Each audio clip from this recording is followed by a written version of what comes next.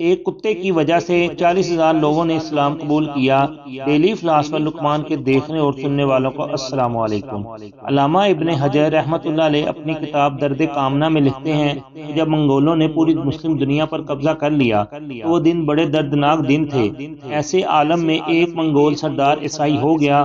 اس خوشی میں ایک بہت بڑا جلسہ کیا گیا جس میں عیسائی پادری بھی شامل ہوئے۔ علامہ ابن حجر لکھتے ہیں کہ اس جلسہ میں ایک بدبخت عیسائی پادری نے دریدہ دہنی کرتے ہوئے حضور اکرم صلی اللہ علیہ وآلہ وسلم کی شان میں گستاخی کی، نعوذ باللہ۔ پاس بیٹھا ہوا ایک کتا جوش میں آ گیا اور زور زور سے بھونکنے لگا۔ جلسہ میں موجود لوگوں نے پادری سے کہا کہ تو چونکہ مسلمانوں کے نبی کے خلاف بولا ہے اس لیے یہ کتا غیرت میں زور زور سے بول رہا ہے۔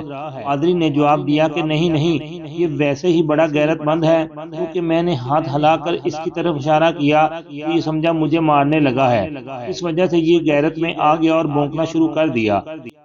یہ کہنے کے بعد پادری نے اپنا بھاشن شروع کیا اور پھر وہی غلیظ حرکت کی اور دوبارہ حضور اکرم صلی اللہ علیہ وآلہ وسلم کی شان میں گستاخی کرنا شروع کر دی، نعوذ باللہ۔ علامہ ابن حجر لکھتے ہیں کہ اس بار کتا ایک دم رستہ توڑ کر پادری پر جھپٹا اور شیر کی طرح اس پر حملہ آور ہوا اور اپنے دانت پادری کی گردن میں گاڑ دیے اور تب تک گاڑے رکھے جب تک پادری مر نہ گیا۔ علامہ ابن حجر لکھتے ہیں کہ اس واقعہ کو دیکھ کر تقریباً 40,000 منگولوں نے اسلام قبول کیا۔ بے شک اللہ کے ہر کام میں بہتری ہے۔ لائک اور شیئر کر دیں، چینل کو سبسکرائب اور فالو کر دیں۔